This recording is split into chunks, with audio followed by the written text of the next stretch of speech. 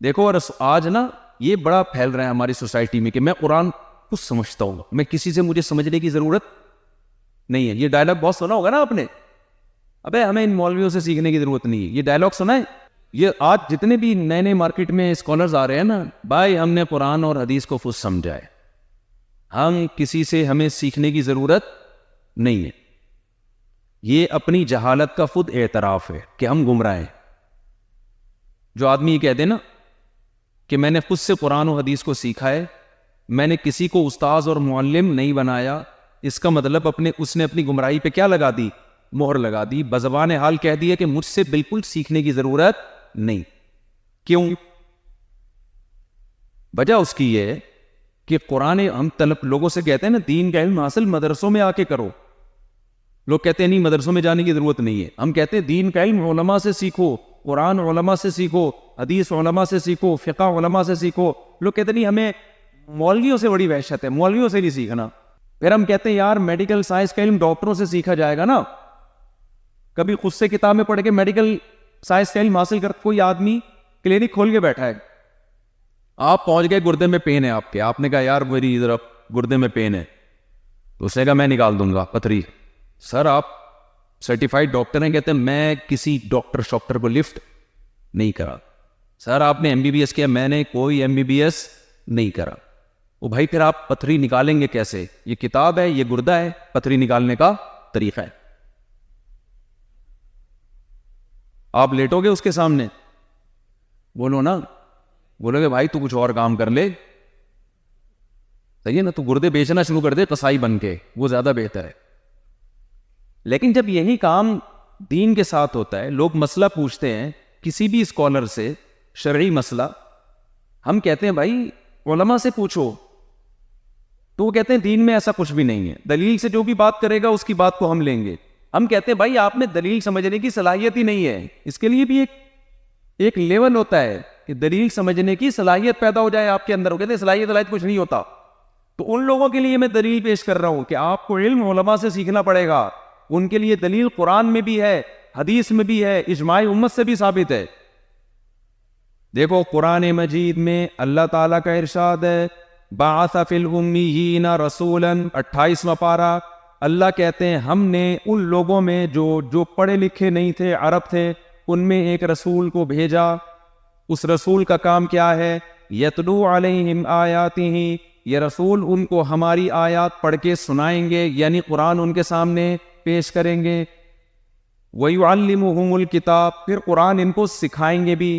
پتہ چلا کہ نبی کی ذمہ داری قرآن پیش کرنا بھی ہے اور قرآن سمجھانا بھی ہے، صرف پیش کر دینا کافی نہیں ہے. اب آپ مجھے ایک بات بتاؤ، صحابہ کرام عربی زبان سے واقف تھے، انہی کی زبان میں قرآن نازل ہوا، لیکن قرآن کہہ رہا ہے کہ یہ قرآن خود سے نہیں سمجھیں گے، بلکہ ان کو کون سمجھائے گا؟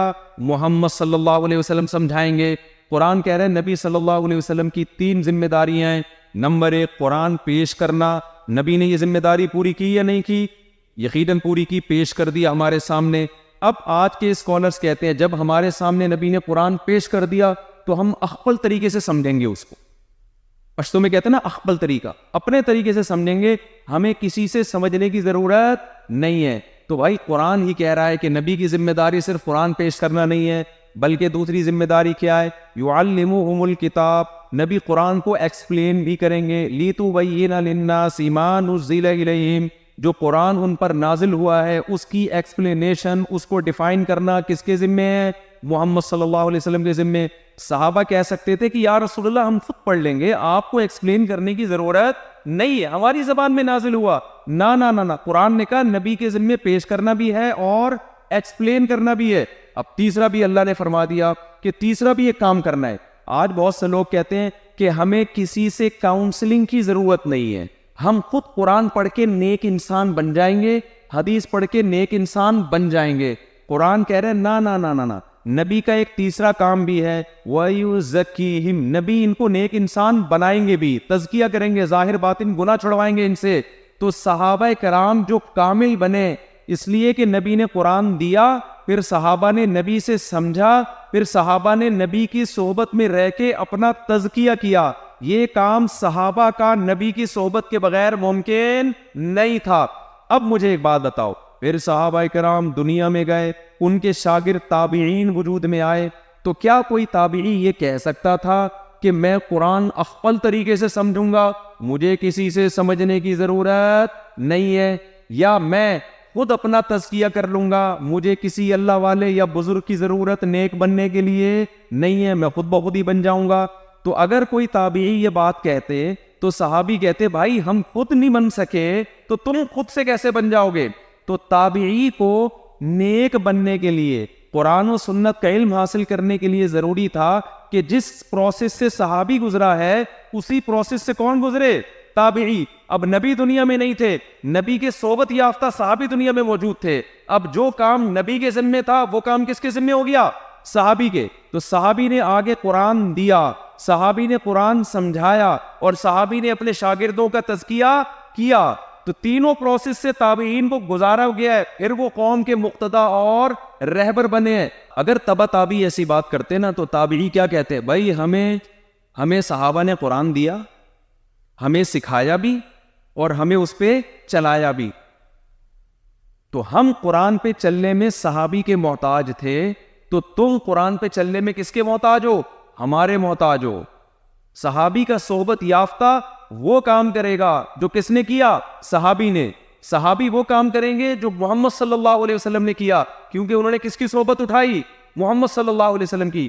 پھر تابعین کے بعد جو تابعین کے صحبت یافتہ تھے انہوں نے تابعین سے قرآن سیکھا بھی, قرآن سمجھا بھی, اور تزکیہ بھی کیا. تو یہ سند متصل کے ساتھ سلسلہ آج تک چلا آ رہا ہے. جو اس سلسلے سے ڈسکنیکٹ ہوگا اس کا رشتہ محمد صلی اللہ علیہ وسلم سے ڈسکنیکٹ ہو جائے گا, اس کا نہ علم معتبر, اس کا نہ عمل معتبر ہے. نہیں آ رہی میرے فالو. لہذا کوئی یہ کہا کرے نا کہ میرا کوئی استاذ نہیں ہے, میں خود سے قرآن سنوں, مولویوں کے چکر میں نہیں پڑتا ہوں, تو بھائی تو پھر کسی اور کے چکر میں پڑ جائے, کوئی اور سند نکال کے لیا, نبی سے مل رہی ہو. ہمیں تو سند چاہیے بھائی, کیونکہ یہ کیسی بات ہے کہ صحابہ سیکھ رہے ہیں نبی سے, تابعین ان سے سیکھ رہے ہیں جنہوں نے نبی کی صحبت اٹھائی, تبع تابعین ان سے سیکھ رہے ہیں جنہوں نے صحابی کی صحبت اٹھائی, اور پھر تبع تابعین کے شاگرد ان سے سیکھ رہے ہیں جنہوں نے تبع تابعین کی اور تابعین کی صحبت اٹھائی. تو یہ تو سارے ایک دوسرے کی صحبت اور مجاز یافتہ لوگ تھے, جو سلسلہ چلا آ رہا ہے. آپ اس سلسلے سے ہٹ گئے تو اس کا مطلب من شذ شذ فی النار. حدیث میں آتا ہے جو اہل اسلام, جو مسلمان جس پہ چلے آ رہے ہیں نا, جو اس سلسلے سے ہٹے گا قیامت کے دن بھی اللہ اس کو عام مسلمانوں سے ہٹا کے جہنم کا ایندھن بنائے گا. یہ سلاسل جو سند متصل کے ساتھ ہیں یہ آپ کو کہاں ملیں گے؟ بولو, صرف دینی مدرسوں میں. اس لیے ان مدرسوں کی قدر کرنی چاہیے. اب یہاں کچھ لوگ سوال کریں گے, اچھا یعنی جو اس سلسلے سے منسلک ہیں وہی صحیح ہیں, تو فلاں بھی تو اس سلسلے سے منسلک ہے, وہ تو ٹھیک. بولو نہیں, فلاں فرقہ بھی اس سلسلے سے منسلک ہے, وہ تو گمراہی پھیلا رہا ہے. فلاں مولانا اس سلسلے سے منسلک ہے, وہ تو 2 نمبر ہے. ایسی رپورٹیں لوگ پیش کرنا کیا کرتے ہیں؟ بولو, شروع کرتے. اس کا جواب سمجھے پھر میں بات کو آگے چلتا ہوں. آپ کے مجھے لگ رہا تھوڑی گاڑی باتیں ہو گئی ہیں, زیادہ ٹیکنیکل قسم کی باتیں ہو گئی, تو یہ ٹیکنیکل باتیں ضروری ہیں. پھر میں ذرا شادیوں پہ بھی آ رہا ہوں. ابھی شادیوں پہ بھی آپ کسی سے جب علاج کرانے جاتے ہو, کلینک کھول کے بیٹھا ہے وہ, تو سب سے پہلے یہ ضروری ہے کہ وہ ڈاکٹروں کے سلسلے سے ہو, اس نے کے ٹیچر ڈاکٹرز ہوں. ان ڈاکٹرز کے ٹیچر کیا ہوں؟ انہوں نے بھی ڈاکٹروں سے پڑھا ہو, ان کے ٹیچروں نے بھی ڈاکٹر سے پڑھا ہو. یہ تو پہلی شرط ہے اہل حق کی فہرست میں داخل ہونے کی. اس کے بعد پھر مزید بھی شرطیں ہیں کہ بندہ ٹھیک بھی ہے کہ نہیں ہے.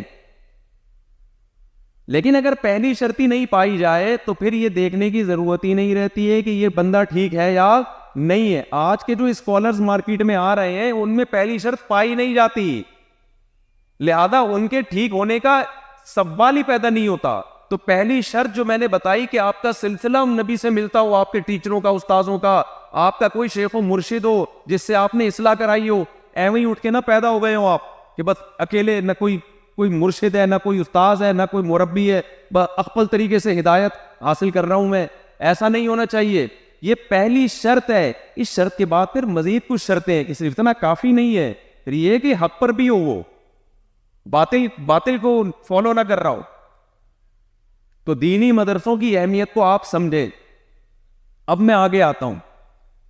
ہمارے یہاں بڑا سوال ہمارے لبرل طبقہ کرتا ہے کہ مولوی صاحب ان دینی مدرسوں پہ آپ لوگ اتنا زور کیوں لگاتے ہیں؟ ان کا سوسائٹی میں کردار کیا ہے سوائے چندہ مانگنے کے؟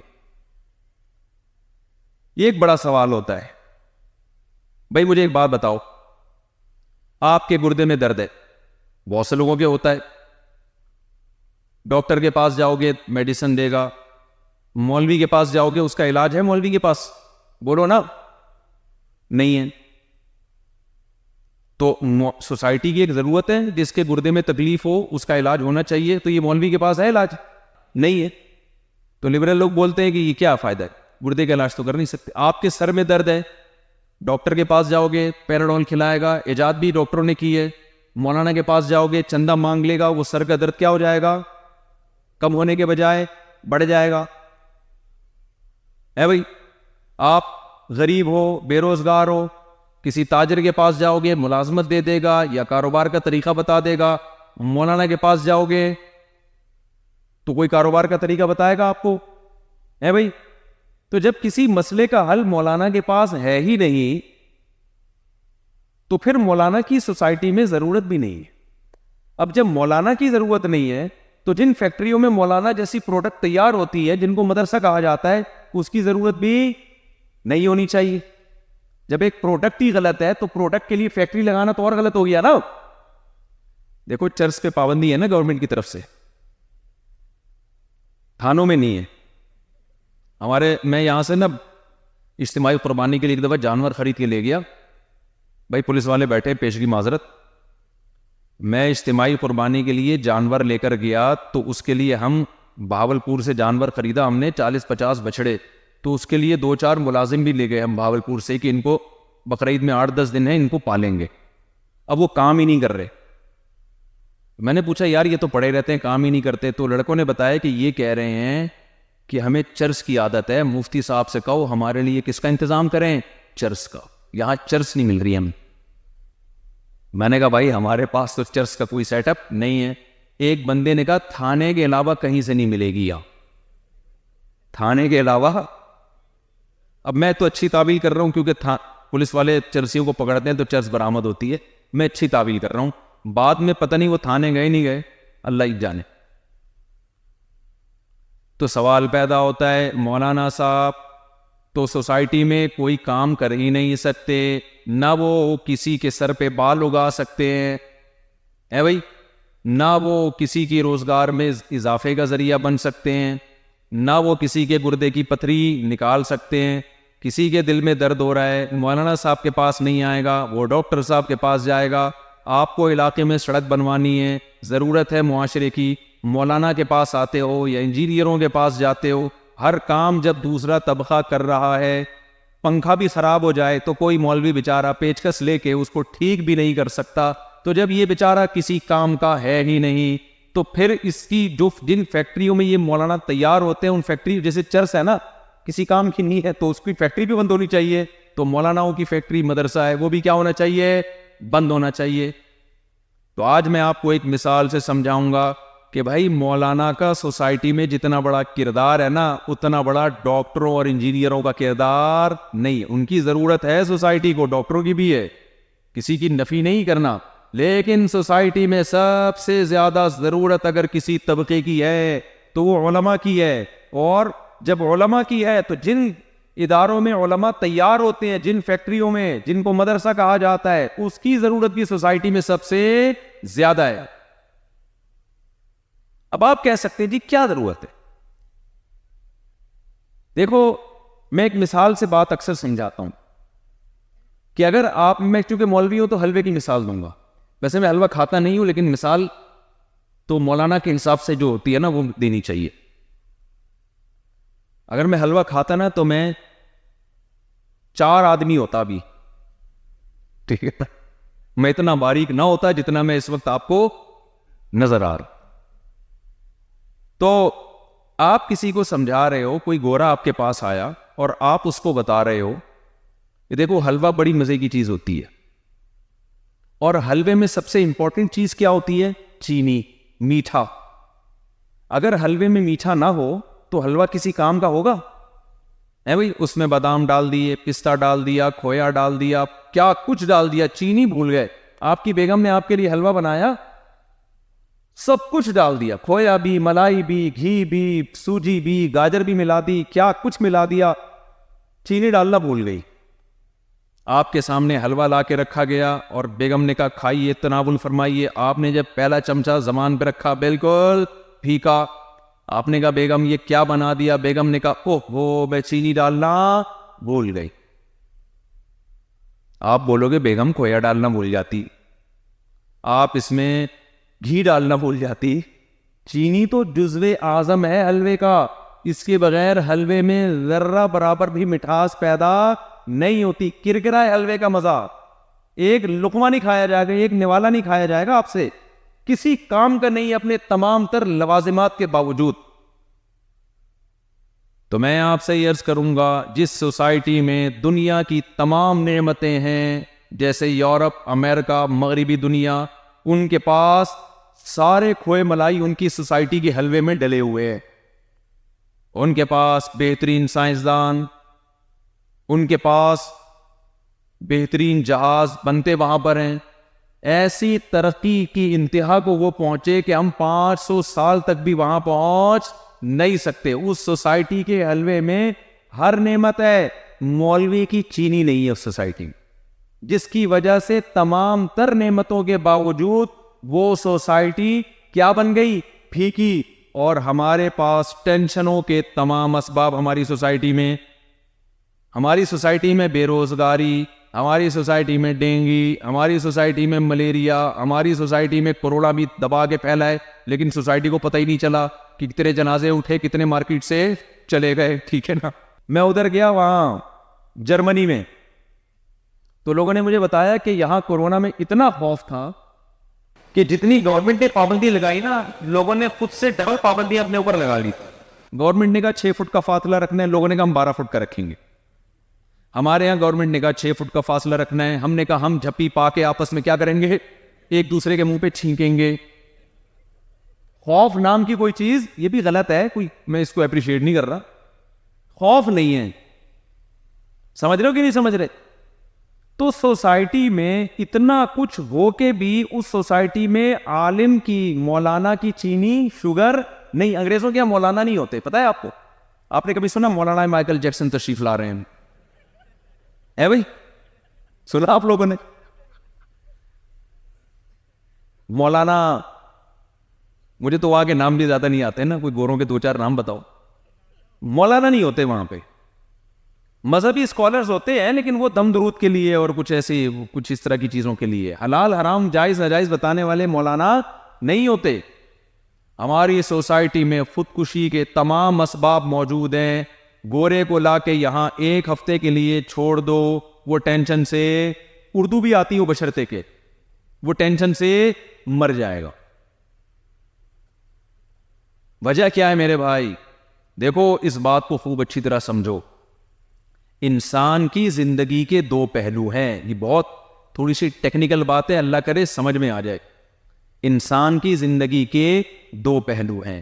ایک پہلو ہے اس کی مادی زندگی کا, انسان کھاتا ہے, انسان کو قضائے حاجت کی ضرورت ہے, انسان کے دل میں عورت کی طرف اٹریکشن ہوتی ہے, جس کے بعد نسل پیدا ہوتی ہے, انسان آرام چاہتا ہے.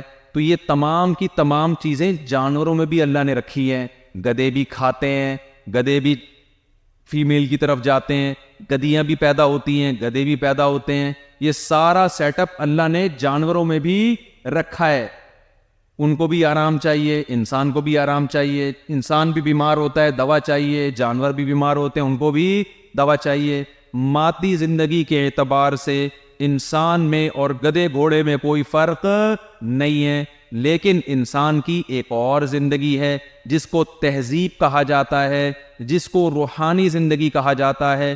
یہ روحانی زندگی انسان کو جانوروں سے ممتاز کرتی ہے. مادی زندگی کے اعتبار سے انسان اچھے برے نہیں ہوتے, سیم ہوتے ہیں. روحانی زندگی کے اعتبار سے انسانوں کی دو قسمیں ہیں, کچھ انسان اچھے ہوتے ہیں, کچھ انسان برے ہوتے ہیں. مثال سے بات سمجھاتا ہوں. دیکھو کتا ایک جانور ہے, کیا کتوں میں اچھے برے ہوتے ہیں؟ اس لحاظ سے تو ہوتے ہیں, کوئی زیادہ طاقتور ہے کوئی کمزور ہے, لیکن آپ بولے یہ کتا ہمیشہ سچ بولتا ہے, یہ والا کتا کبھی سچ بولتا ہے, جب 2 نمبری کرنے پہ آتا ہے تو جھوٹ بولتا ہے, کیا کتوں میں یہ فرق ہے؟ یہ والا کتا وفادار ہے, یہ والا کتا بے وفا ہے. نہ بھائی نہ, کتے میں وفا کے سافٹ ویئر اللہ نے پیدائشی انسٹال کر دیے. کتے نے جب بھی آپ روٹی ڈالو گے آپ کے سامنے دونوں ہلانی ہے. شیر کو اللہ نے بہادر پیدا کیا, قیامت تک کے لیے بہادر رہے گا. شیروں میں ایسا نہیں ہوتا یہ بزدل شیر ہے, یہ بہادر شیر ہے. گیدڑ کو اللہ نے بزدل پیدا کیا, قیامت تک کے لیے وہ کیا رہے گا؟ بزدل رہے گا. کوے کو اللہ نے چالاک پیدا کیا, ہوشیار پیدا کیا. کوا ہمیشہ چالاک رہے گا, وہ 2 نمبری کرتا رہے گا ہمیشہ. لومڑی کو اللہ نے چالاک پیدا کیا. تو یہ جو ان جانوروں میں کو جیسا اللہ نے بنانا تھا ویسا بنا کے ماں کے پیٹ سے نکالا اور قیامت تک کے لیے اسی صفت پہ چلا دیا. انسانوں میں ایسا نہیں ہے. انسانوں میں آپ کو بہادر بھی ملیں گے, بزدل بھی ملیں گے, ایسے لوگ بھی ملیں گے دوستی یاری کے بڑے دیا کرتے تھے جی, لیکن بڑے حوالے دیا کرتے تھے, دوست میں تیرے لیے جان دے دوں گا. لیکن جب دیکھا کہ کوئی دوست پٹ رہا ہے تو ایسا مارکیٹ سے شارٹ ہوئے کہ کہیں 2 تھپڑ مجھے بھی نہ پڑ جائیں. ایسے بھی ہے نا دوست, اور ایسے دوست بھی ہے کہ بھائی وفا کی اور دوست کی خاطر جان دے دی. انسانوں میں آپ کو وفا کرنے والے بھی ملیں گے اور بے وفا بھی ملیں گے. انسانوں میں آپ کو سخی بھی ملیں گے اور کنجوس بھی ملیں گے. انسانوں میں آپ کو صاف ستھرے رہنے والے بھی ملیں گے اور 6 مہینے نہ نہانے والے میلے کچیلے بھی ملیں گے. خوشبودار بھی ملیں گے, بدبودار بھی ملیں گے, وفادار بھی ملیں گے, بے وفا بھی ملیں گے. ہر طرح کی چیز انسانوں میں مارکیٹ میں اویلیبل ہے. جانور ایک ہی جیسے ہیں, ان کو کوئی گائیڈنس کی ضرورت بولو نہیں ہے, ان کی کوئی روحانی زندگی نہیں ہے. انسان کی ایک روحانی زندگی ہے اور ایک مادی زندگی ہے. یہ روحانی زندگی جس کی وجہ سے انسان کہلاتا ہے, یہ روحانی زندگی علماء کے بغیر اس کو سدھارنا ممکن نہیں ہے. گورے کے پاس مارکیٹ سے مولوی شارٹ ہو گیا جس کی وجہ سے اس کی روحانی زندگی کی ایسی کی تیسی ہو گئی ہے. آپ کہتے ہو گوروں نے اتنے اچھے اچھے گھر بنائے ہیں, تو شیر بھی اپنے لیے اپنی عقل کے مطابق بڑے اچھے گھر بنا لیتا ہے. آپ کہتے ہو کہ جی وہ انہوں نے اتنی ترقی کی ہے. بھائی جس جانور کو اللہ نے جو ترقی کے سافٹ ویئر اس میں ڈال دیا نا, وہ اس میں اپنی فیلڈ میں ماہر ہے. شہد کی مکھی جس طرح سے شہد بناتی ہے میں اور آپ تصور نہیں کر سکتے. لیکن روحانی زندگی کیا ہو گئی؟ ختم. اب میں آپ کو مثالوں سے بات سمجھاتا ہوں.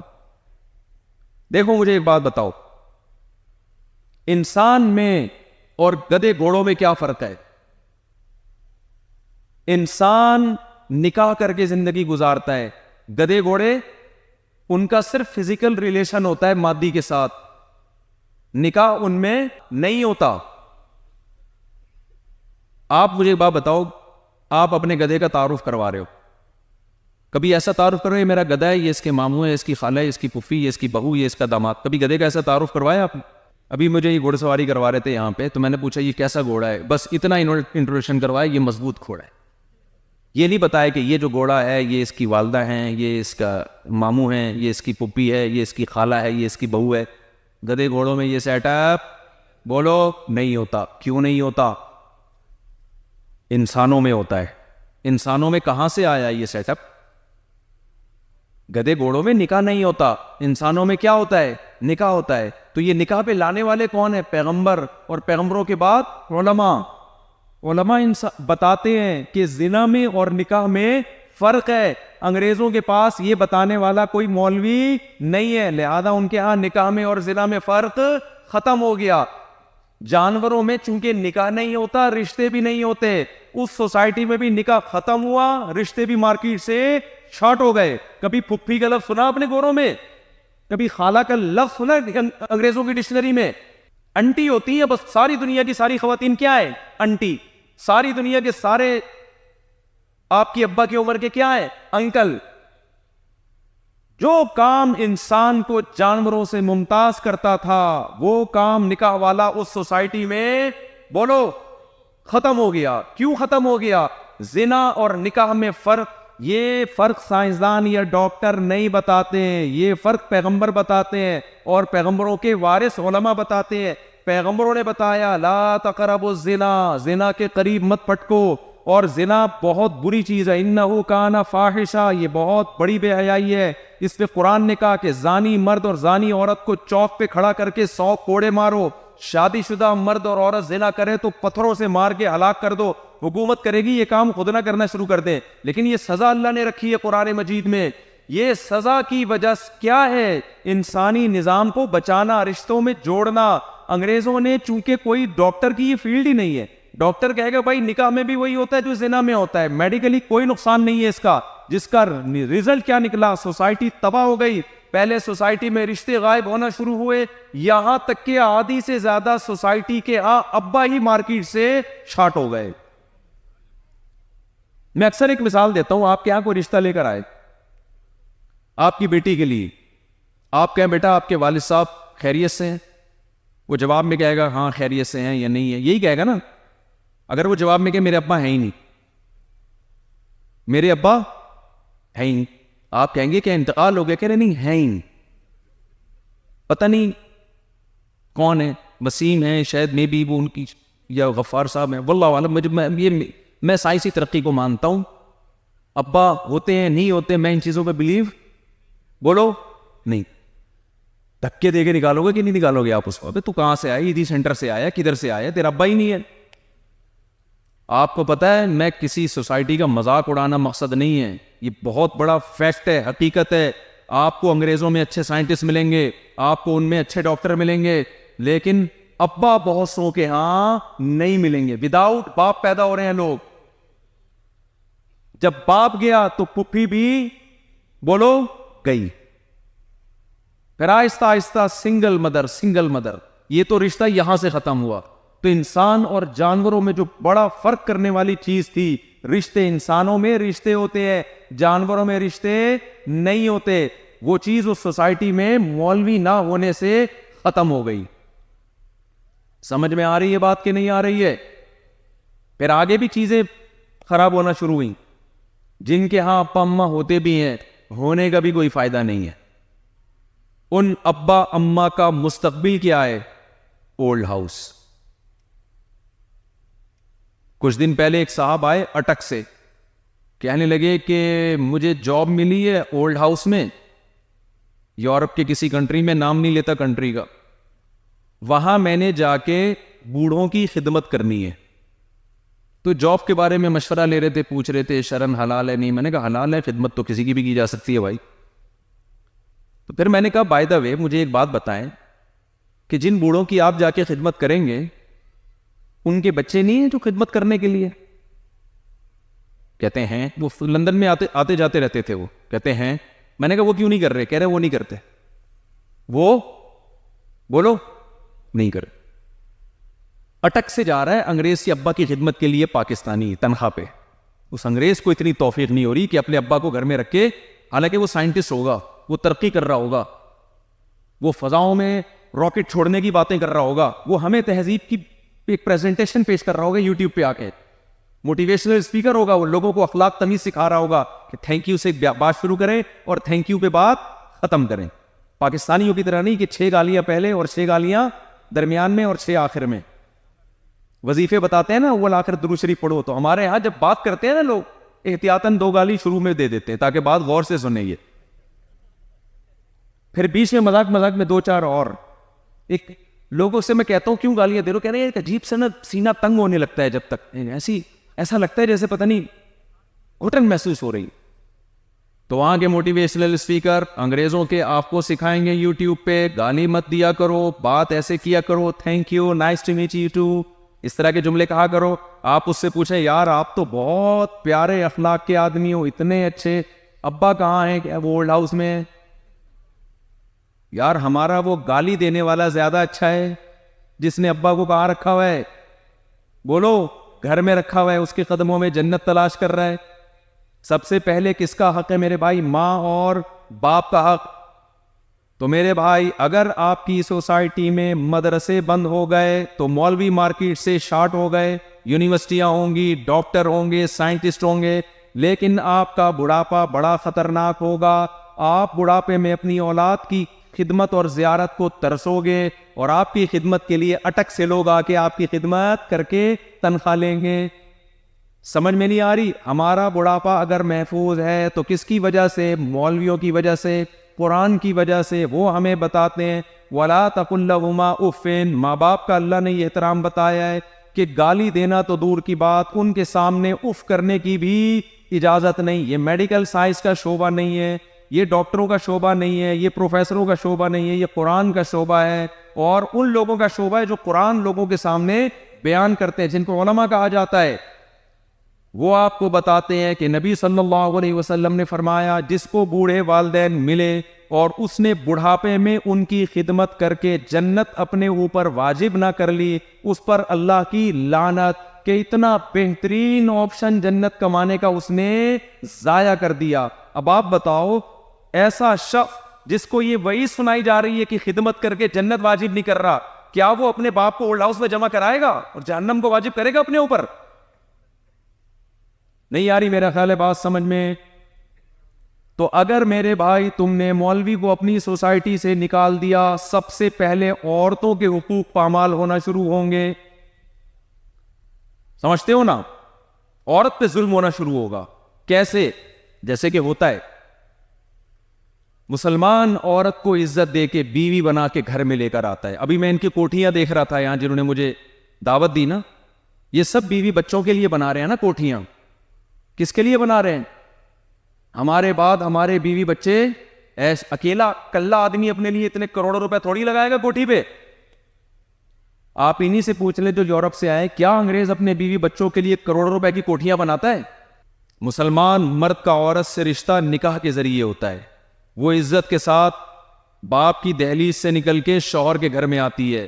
شوہر ساری زندگی کے لیے اس کی کفالت کرتا ہے. صرف اپنی خواہش نہیں پوری کرتا, اس کے پیدا ہونے والے بچوں کا ساری زندگی کا محافظ کون ہے؟ باپ.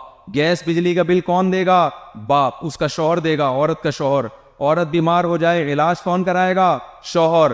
اور پھر اگر وہ ایج بڑھ رہی ہے, اس کو فکر ہوگی میرے مرنے کے بعد میری بیگم کا کیا ہوگا. پراپرٹی نام کر دیتے ہیں بیگموں کے, سمجھ رہے ہو نا؟ وراثت میں اس کو حصہ ملے گا. مرنے کے بعد بیوی کا حصہ ہوگا, اولاد کا حصہ ہوگا. اولاد کا حصہ بھی سارا ماں کے پاس آتا ہے. اولاد نے مل جل کے کس کو پالنا ہوتا ہے؟ یعنی شوہر کا جو حصہ بیوی کو مل رہا ہے 12.5% وہ تو مل ہی رہا ہے, اور جو اولاد کو مل رہا ہے اس کا فائدہ بھی کون اٹھا رہی ہے؟ شوہر کی بیوی اٹھا رہی ہے. کتنے سارے فائدے چھوڑ کے دنیا سے گیا بھی اسی وجہ سے پہلے ہے کہ ٹینشنیں کس پر زیادہ تھی. میں نے بیوہ ہونے والی عورتیں تو بہت دیکھی ہیں, خواتین نہ بیان سن رہی ہوں بھائی, لیکن ایسے بہت کم دیکھے کہ خاتون پہلے گئی ہوں اور میاں بعد میں. اکثر یہی ہوتا ہے کہ پہلے آپ, اس کے بعد پھر ہم آپ کے پیچھے پیچھے آ رہے ہیں. اتنی ذمہ داریاں اٹھاتا ہے. لیکن اگر مولوی مارکیٹ سے آپ نے نکال دیا تو یہ ذمہ داریاں کوئی بھی نہیں اٹھائے گا. پھر عورت سے ریلیشن ایسے ہی ہوگا جیسے گدھے گھوڑوں کا ریلیشن ہوتا ہے. گدھا گدھی کی ذمہ داریاں اٹھاتا ہے, اپنی خواہش پوری کی اور مارکیٹ سے شارٹ. گھوڑا بھی یہی کام کرتا ہے, کتے بھی یہی کام کرتے ہیں. ہم تہذیب کا جو معیار ہے نا, 3 پیس سوٹ ٹائی نہا دھو کے نکلنا, اس کو ہم کیا سمجھتے ہیں؟ تہذیب. پڑھا لکھا آدمی ہو بھائی, پڑھا لکھا اس کو نہیں کہتے. یہ گیٹ اپ ہے پڑھے لکھوں والا, یہ تہذیب کا گیٹ اپ ہے. اصل میں یہ تہذیب نہیں. ایئر ہوسٹس کا گیٹ اپ بڑا اچھا ہوتا ہے تہذیب والا. جب بٹن دباؤ ایئر ہوسٹس آئے گی, کیا چاہیے آپ؟ گیٹ اپ بہت اچھا ہے. لیکن اللہ اس اخلاق کو اس وقت اخلاق مانے گا جب اس کا شوہر اس کو بلائے, اس کا باپ اس کو بلائے, اس کے بھائی اس کو بلائے, اور اسی سٹائل میں رپلائی کرے جیسے جہاز میں بیٹھے ہوئے مسافروں کو رپلائی کرتی ہے. نہیں آ رہی بات؟ جہاز میں آپ جاؤ, بٹن دباتے ایئر ہوسٹس, جی سر کیا چاہیے آپ؟ پانی چاہیے, یہ لو جی پانی. دوبارہ بٹن دباؤ, دوبارہ آ جائے گی, کیا چاہیے؟ پانی چاہیے, دوبارہ لے آئے گی. ایک دفعہ بھی اس کی پیشانی پہ لکیر نہیں آتی. لیکن یہ روسس کے اخلاق اللہ کی نظر میں اس وقت مقبول ہیں، یہ گھر میں ہوتی ہے تو شوہر یا ابا بٹن پہ پاؤں رکھ کے کھڑے ہو جاتے ہیں، یہ نہیں آئے گی۔ تو میرے بھائی اس کلچر کو سمجھو، اس کے پیچھے پاگل نہ ہو جاؤ۔ سائنسی ترقی کے ہم خلاف نہیں ہیں، لیکن یہ دین کے علم کے ساتھ ہونی چاہیے، علماء ہونے چاہیے سوسائٹی میں، ورنہ گائے کے گوشت میں اور کتے کے گوشت میں کوئی فرق نہیں رہے گا۔ چائنیز کتا کیوں کھاتے ہیں؟ ان کے ڈاکٹر کہتے ہیں بھائی جتنے پروٹین گائے میں ہے اتنے ہی کتے میں بھی ہے، تو پروٹین کے لحاظ سے تو کتے میں اور گائے میں کوئی فرق نہیں ہے، لیکن تہذیب کے لحاظ سے، انسان کی روحانیت کے لحاظ سے کتا انسانوں کے کھانے کی چیز نہیں۔ وہ مخلوق جو انسان کو کھاتا ہے، جس کو ہم اس وجہ سے کتا کہتے ہیں، آپ بھی اگر اس کو کھا رہے ہو تو آپ میں اور اس میں کوئی فرق ہو گیا؟ کتے کو کتا کیوں کہتے ہیں؟ انسان کو دیکھ کے کھانے کے لیے دوڑتا ہے نا۔ لیکن جب کتے کو چائنیز دیکھتے ہیں تو چائنیز کتے لگ رہے ہوتے ہیں اور کتا انسان لگ رہا ہوتا ہے، آگے آگے بھاگ رہا ہوتا ہے اور چائنیز اس کے پیچھے پیچھے بھاگ رہے ہو۔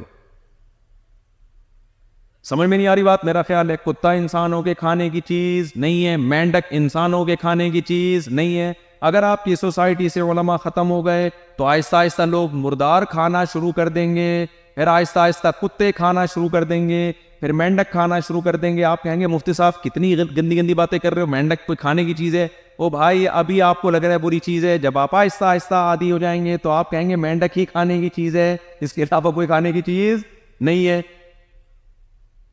اگر آپ کی سوسائٹی میں علماء ختم ہو گئے تو شراب کثرت سے پی جانے لگے گی، سمجھتے ہو؟ اور وہ جرائم ہوں گے سوسائٹی میں جو ان کی سوسائٹی میں ہوتے ہیں، ان کی سوسائٹی میں زیادہ تر جرائم شراب کی وجہ سے ہوتے ہیں۔ مسلمان قوم میں شراب کا ریشو سب سے کم ہے، کیوں؟ علماء سب سے زیادہ ہیں۔ تو آپ لوگ چاہتے ہو نا کہ آپ کا بڑھاپا اچھا رہے، آپ کا خاندانی نظام اچھا رہے۔ اچھا، عورت کے حقوق کی بات کر رہا تھا میں، لیبل بہت ہے وہاں، لیکن عورت کو حقوق زنا میں ملتا ہے یا نکاح میں ملتا ہے؟ بولو نا، نکاح میں ملتے ہیں حقوق عورت کو۔ خواتین کے حقوق پہ تنظیمیں بہت ہیں، لیکن حقوق خواتین کو مسلم سوسائٹی میں خدا کی قسم زیادہ مل رہے ہیں۔ جب جوان ہوتی ہے شوہر ملتا ہے، عمر بڑھتی ہے اولادیں جوان ہو کے ماں کو پالنا شروع کر دیتی ہیں، اس نعمت سے انگریز محروم۔ ہم نے تو وہاں دیکھا ہے بوڑھی عورتیں کتے لے کے گھوم رہی ہیں تنہائی دور کرنے کے لیے۔ ہماری بوڑھی عورتوں پہ کتنے مزے ہوتے ہیں بھائی، بہو بھی، داماد بھی، پوتے بھی، نواسے بھی ہوتے ہیں کہ نہیں ہوتے؟ ان کے پاس تنہائی دور کرنے کے لیے کتے کے علاوہ کوئی آپشن بولو نہیں ہے۔ کیوں؟ ان کو کوئی مولوی نہیں تھا جس نے جوانی میں یہ بتایا ہو کہ شوہر رکھو، نسل بڑھاؤ، اولاد پیدا کرو، اس کی فضیلت ہے۔ نبی صلی اللہ علیہ وسلم نے فرمایا تزوج الودود الولود فانی مباحی بکم الامم، ایسی عورت سے نکاح کرو جو تم سے ٹوٹ کے محبت کرے، وفا کرے اور تمہیں اولاد کثرت سے دے، تمہارا خاندان آباد کرے۔ گوروں کو یہ فضائل سنانے والا کوئی نہیں ہے۔ ان کے ماہرین معیشت نے بتایا کہ بھئی نسل بڑھنے سے غربت پھیلتی ہے۔ ہمارے قرآن نے بتایا وما من دابۃ الا علی اللہ رزقها، نسل بڑھنے سے غربت نہیں پھیلتی۔ رزق کے کنجیاں کس کے پاس ہیں؟ اللہ کے پاس ہیں۔ جو اللہ بچہ پیدا ہوتے ہی ماں کی چھاتیوں میں دودھ پیدا کر سکتا ہے، وہ اس کے باقی خرچے بھی پورے کر سکتا ہے۔ ہمیں تو مولوی لوگ سمجھا کے فیملی پلاننگ کے زہریلے اثرات سے بچا رہے ہیں، گوروں کو بچانے والا کوئی نہیں تھا، لہذا وہاں نسلیں کم ہونا شروع ہو گئیں اور پھر کم ہوتے ہوتے خطرناک حد تک گر گئی۔ اب وہ پیسے دے رہے ہیں بھائی 20 لاکھ روپے لے لو نسل بڑھاؤ، ورنہ ہماری نسل کیا ہو جائے گی؟ ختم ہو جائے گی، بچے مارکیٹ سے شارٹ ہو جائیں گے۔ پاکستانیوں نے اس کا ناجائز فائدہ اٹھایا۔ پاکستانیوں نے آسٹریلیا میں یہ قانون بنا تھا کہ بچہ پیدا کرو اتنے لاکھ روپے دیں گے، پاکستانی یہاں سے دھڑا دھڑ گئے، انہوں نے کہ اس کے علاوہ ہم نے کوئی اور کام نہیں کرنا، دبا کے اسپیڈ بڑھا دی، گورنمنٹ کا ٹھیک ٹھاک پیسہ خرچ ہونے لگا، گورنمنٹ نے یہ اسکیم ہی ختم کر دی۔ میں جب آسٹریلیا گیا تو مجھے لوگوں نے بتایا مفتی صاحب گورنمنٹ نے وہ بچہ پیدا کرنے والی ہماری وجہ سے، انہوں نے کہا یہ تو آسٹریلیا سارا پاکستانیوں سے آباد ہو جائے گا، پھر اس جگہوں کے نام آسٹریلیا میں چھانگا مانگا بھی ہوگا، چیچا وطنی بھی ہوگا، سارا کلچر ہی چینج ہو جائے گا۔ پھر آسٹریلیا کا جو وزیر اعظم بنے گا عبد الغفور، ٹھیک ہے نا، انہوں نے کہا تمہارا کلچر، ہماری تو بڑھ نہیں رہی، ان کی بڑھ رہی ہے تو انہوں نے وہ سیٹ اپ کیا کر دیا, ختم. میں جب آسٹریلیا گیا, میں نے وہاں لوگوں میں بیان کیا, میں نے کہا دیکھو بھائی گورنمنٹ کی طرف سے الاؤنس ختم ہو گیا ہے, اسپیڈ میں کمی نہیں آنی چاہیے. میں نے کہا اسپیڈ ہی اللہ کی خاطر ہے, یہ پیسوں کی خاطر نہیں ہے. اب پتہ نہیں اس کے بعد اسپیڈ بڑی نہیں بڑی, اللہ ہی جانے.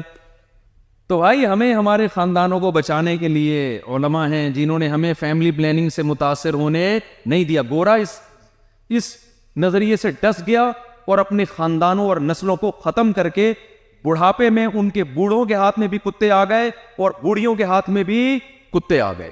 میں تو خواتین کو کہتا ہوں کہ جوانی میں شادی کرو, یہ بڑھاپے میں کتا پالنے سے بہتر ہے کہ جوانی میں شوہر پال لو.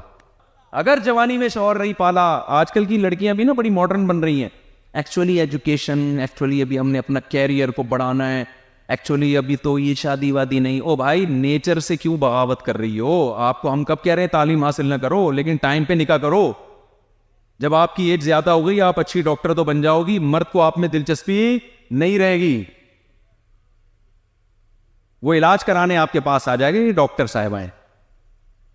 تو آپ کیوں جدید جذبات سے, یہ جو پڑھی لکھی خواتین جو بہت زیادہ پڑھ لی ہے نا, جن کی ٹائم پہ شادی, ان کا بڑھاپا تو دیکھو کیسا گزر رہا ہے, کوئی پوچھنے والا نہیں ہوتا.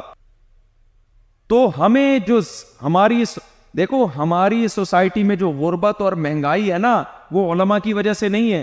لوگ کہتے ہیں مفتی صاحب آپ اس سوسائٹی کی نیگیٹو چیزیں بیان کر رہے ہیں اور اپنی سوسائٹی کی پازیٹو چیزیں بیان کر رہے ہیں. ہماری سوسائٹی میں بہت سی نیگیٹو چیزیں بھی تو ہیں, میں مانتا ہوں بہت ساری چیزیں نیگیٹو ہیں, غربت ہے, کرپٹ حکمران ہے, ایجوکیشن نہیں ہے, لیکن وہ مذہب نہ ہونے کی وجہ سے ہے, مذہب ہونے کی وجہ سے نہیں ہے. وہ اگر ہمارا ملک واقعی اسلامی کنٹری ہوتا سچی مچی کا, تو ہمارے ہاں مہنگائی نہیں ہوتی, ہمارے ہاں ایجوکیشن بہترین ایجوکیشن ہوتی, ہمارے ہاں گوروں سے زیادہ ترقی ہوتی.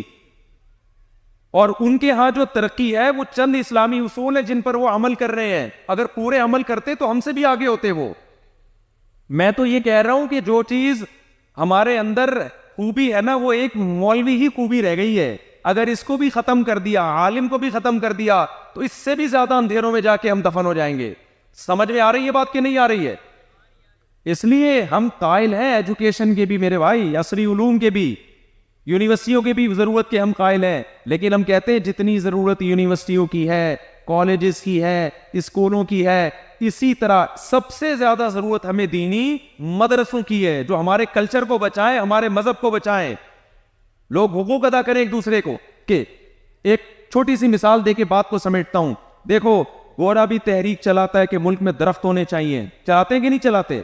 گرینری ہونی چاہیے, اور اس پر عمل بھی کرتے ہیں. آسٹریلیا میں درخت کاٹنا اتنا بڑا جرم ہے کہ آپ تصور نہیں کر سکتے. ہمارے یہاں تو جو اٹھائے جو پودا اکھاڑ دو, وہاں ایسا نہیں ہے.